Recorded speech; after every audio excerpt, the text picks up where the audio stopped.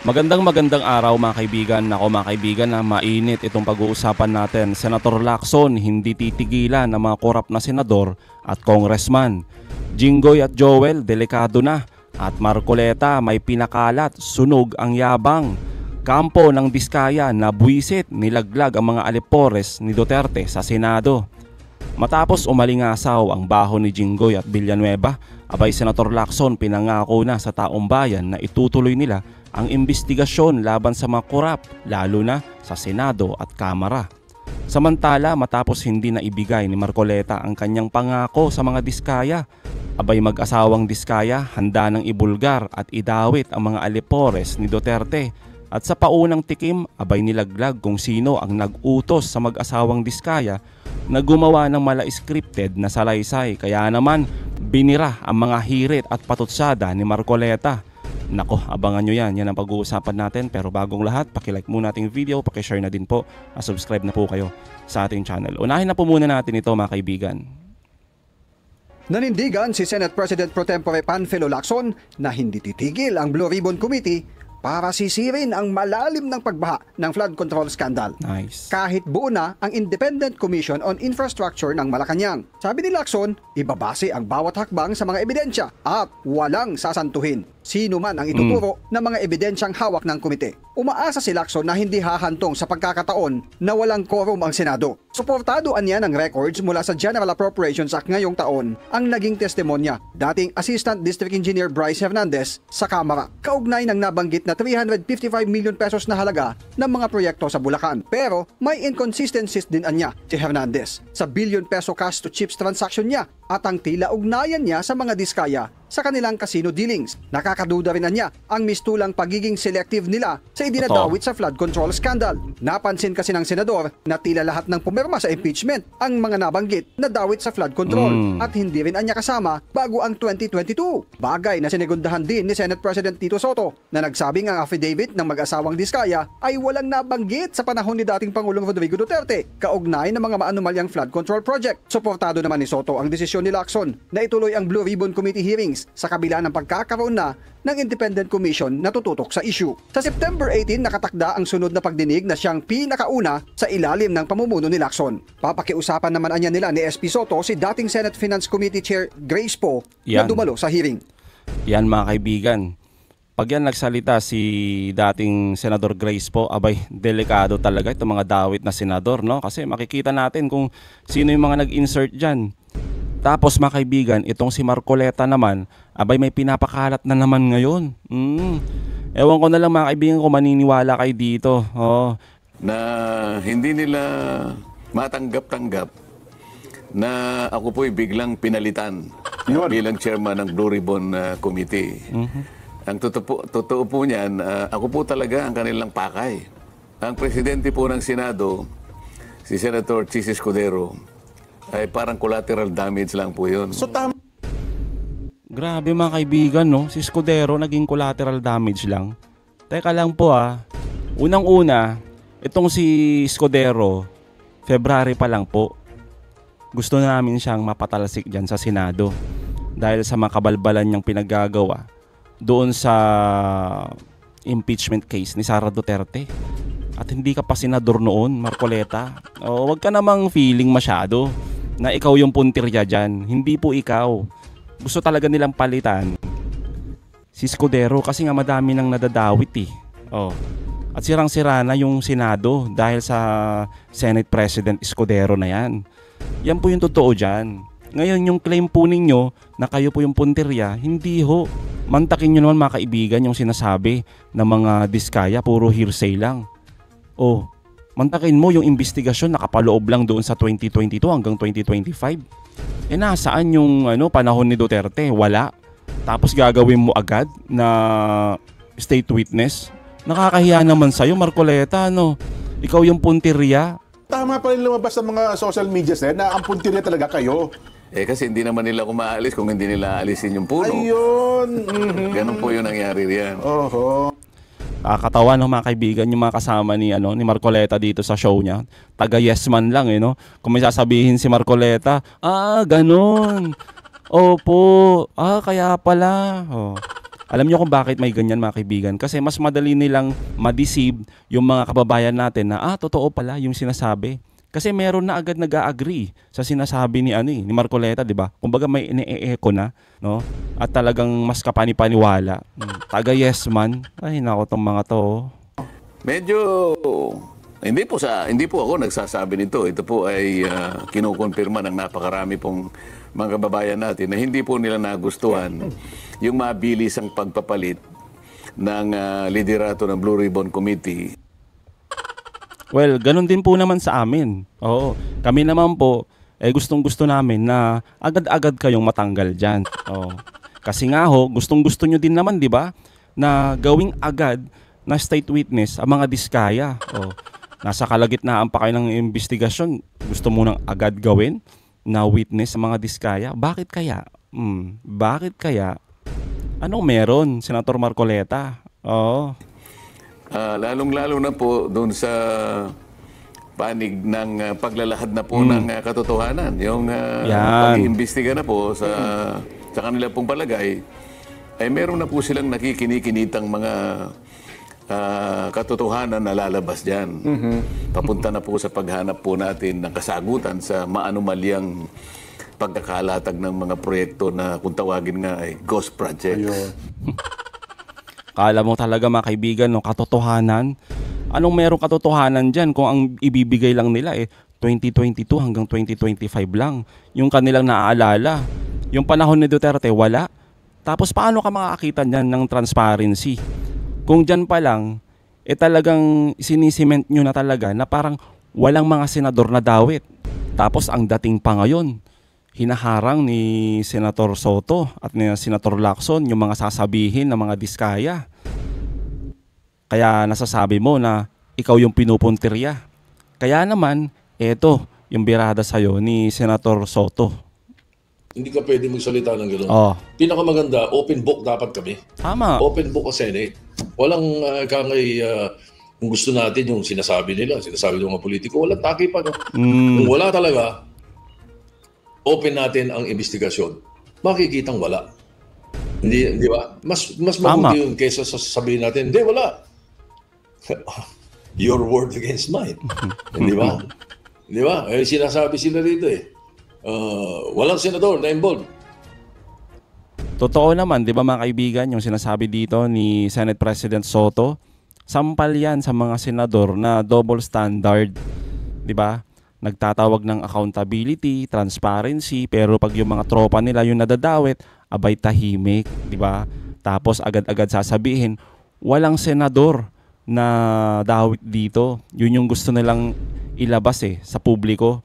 Yun yung gusto nilang itanim sa taong bayan na malinis ang mga senador natin. Lalong-lalo na sa panahon ni Duterte. Yung mga alipores ni Duterte at ang madumi lang at ang mahilig sa corruption lang mga congressman. Matindi talaga tong mga to. Yeah. Siguro ang mga kababayan natin will take it against me. Yes. As now the Senate President. Kung sasabihin ko, hindi, wala. Walang involved na senador dyan. Paano ko nalaman? Kauupo ko lang namin. Obvious din Paano mo malalaman yan? Kakaupo nga lang nila. Kaya dapat talaga mag-imbestiga.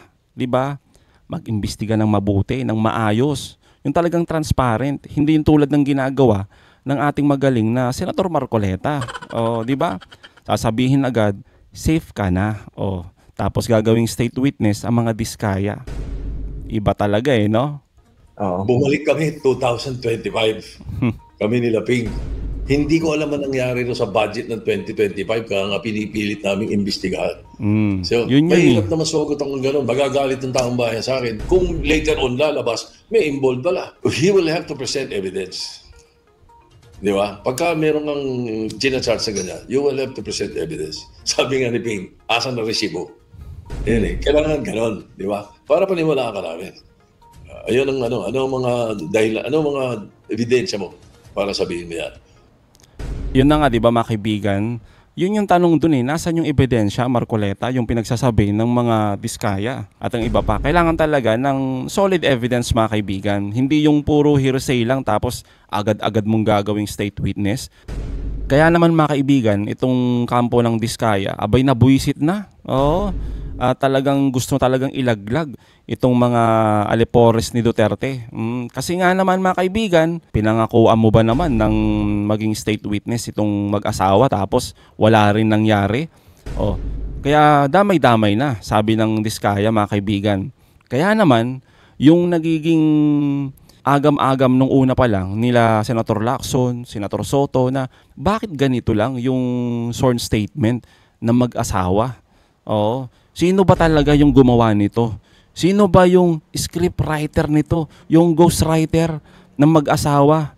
Sinasabi ng mag-asawa kasi mga kaibigan, di ba, sa mga nakaraan na investigasyon, wala daw. Sila lang daw. Pero yun nga mga kaibigan, dahil sa buwisit na rin ng kampo ng Diskaya, abay inamin na nila. Eto mga kaibigan, matindi. It covers July 2022 hanggang ngayong kasalukuyan. So yun po yung kwan. Hindi po natin pwedeng i-contest yung pagtalima nila doon sa sinabi ng Senado. Yun po yung gustong malaman ng Senado eh. Kaya yun po yung laman ng affidavit niya. At doon sa experience niya, sa mga taong yun, napapalo po doon sa July 2022 to present. Kaya po ganun. Hindi ho selective memory po yun. Malinaw mga kaibigan na tumatalima lang ang kampo ng Diskaya kasi nga yun yung utos ng Senado. O sino ba mga kaibigan dati? Yung chairman ng Blue Ribbon Committee, hindi ba si Marcoleta? O sino ba mga kaibigan? Yung may kopya lang ng sworn statement nung panahon na yan, di ba si Marcoleta lang? Bakit ganun nga ba? Bakit 22-25 lang yung gusto ng Senado noon nung panahon na yan? Bakit nga ba? Hindi ma'am, hindi ni-skip. Tumatalima lang po kami. Hindi po. Kung ano po yung nakalagay doon sa invitation ng Senado. Kasi ang sabi doon, maglahad ka ng affidavit mo from July 2022 to present, magbigay ka ng dokumento mo at kung anong impormasyon ang alam mo dyan. Kaya yun po yung pinuntahan ng affidavit. Wala akong selective memory rito. It makes sense naman, di ba mga kaibigan, kung bakit yun lang yung sinasabi ng kampo ng Diskaya. Kasi nga, yun lang naman talagang inutos eh. Wala silang magagawa, kundi tumalima talaga at sumunod doon sa mga pinagsasabi at inutos ni Marcoleta. O, tandaan natin na, again, si Marcoleta lang po yung may hawak noon ng sworn statement. Huwag ho nating ilihis, okay, yung laman ng affidavit. Kasi yung affidavit ho, tumatalima ho kami sa gustong mangyari ng Senado nung nagkaroon sila ng letter of invitation. Grabe mga kaibigan, no? Talagang all out na itong si attorney. Yun lang yung gustong mangyari ng Senado nung panahon ni Marcoleta. So ibig sabihin talaga mga kaibigan, scripted talaga, di ba? Kasi yun lang yung gusto nilang mangyari. Bakit hindi lahat dapat? Bakit putol-putol? Selective. Nako talaga, Yun po yung tinatakil dun sa affidavit. Wala akong selective memory. Paano naman po siya magdadawit ang sabi lang ng Senado sa invitation nila, July 2022 to present. Bakit naman siya lalabas dun? Ang linaw, di ba mga kaibigan? It makes sense talaga Totoo naman, bakit ka magdadawit ng panahon ni Duterte kung ang inuutos lang sa'yo, panahon lang ni Marcos? Again, sino nga ba yung chairman noon? Si Marcoleta. Grabe. Tapos, ano daw sila, para sa katotohanan. Sila daw ay accountability for transparency. Iba ka talaga, sir. Ay, nako talaga. Amoy na amoy talagang maka-Duterte. Yun lang yung hinihingi ng Senado Kaya kung hihingi ulit ng Senado at ng Congress, siguro yun yung tamang panahon para magsabi siya. Ganun yun Magbase tayo sa kung ano yung pinapagawa or gustong malaman ng Senado kasi sila yung nag-umpisa dyan. So, nag-comply kami doon from July 2022 to present. So, kaya ganyan yung affidavit. Wala selective memory doon. Well, mga kaibigan, totoo naman, di ba? Kung yan lang talaga yung inutos sa'yo ng mga senador nung panahon ni Marcoleta na ang idawit lang, yung mga panahon ni Marcos, 2022 hanggang 2025, itong kasalukuyan. Pero sa panahon ni Duterte, abay dapat tahimik ka. O, kaya ngayon mga kaibigan, malinaw na itong sworn statement ng mga Diskaya ay talagang scripted. O, kumbaga edited talaga. Bakit? Syempre, hindi buo eh. Kumbaga, ilinaktawan talaga nila yung panahon ni Duterte. O, parang may ghostwriter talaga. At alam na natin kung sino yan mga kaibigan. Amoy na amoy naman, di ba? Kaya nga, ang sabi ng kampo ng Diskaya, kung hihingin ulit nitong susunod na mga hearing tulad ni Senator Lacson, abay sasabihin nila lahat, idadamay nilang lahat. Yan ang maganda. At yan po ang dahilan kung bakit meron na namang usapin ng kudeta dyan sa Senado. Kaya nga, di ba mga kaibigan, ngayon pa lang talagang maingay na yung usapin na kudeta laban naman dito kay SP Soto at kay Senator Lacson bilang chairman ng Blue Ribbon Committee. Di ba? Gusto nilang palitan at ang ipapalit si Cayetano na tuta din ni Duterte. Di ba mga kaibigan? Siyempre, mag-all out na itong si Diskaya. Di ba? Lahat sasabihin na. Kaya nininervyos itong mga alipores ni Duterte. Di nila alam anong gagawin. Gusto nilang ulit kunin yung Senado para kontrolado nila. Yan yung kinakatakutan natin lahat mga kaibigan. Dahil, sabi nga natin, sagad-sagad na yung galit ng mga kababayan natin. Tapos, ganito pa yung papakita ninyo. Imbis na suportahan ninyo yung transparency, accountability. Abay, eto, busy kayo sa pagtatago ng mga kabalbalan ng mga katropa nyo at amo ninyo. Aba, matindi talaga mga kaibigan, no? Kaya naman mga kaibigan, kailangan nating makisama, makialam, at manawagan talaga, at magmatsyag sa mga galawan ng mga korap na opisyal. Nakitang-kita naman natin yung gusto nila talagang puntiryahin, di ba? Sino lang yung kanilang gustong protektahan, yung kanilang interest, yung kanilang amo, at syempre yung kanilang mga kapangyarihan. Kaya naman mga kaibigan, anong masasabi nyo patungkol dito? Comment down below. Again mga kaibigan, huwag nyo kalimutan, i-like at i-share tayong mga videos. Hanggang sa muli, kita-kita ulit tayo mga kaibigan.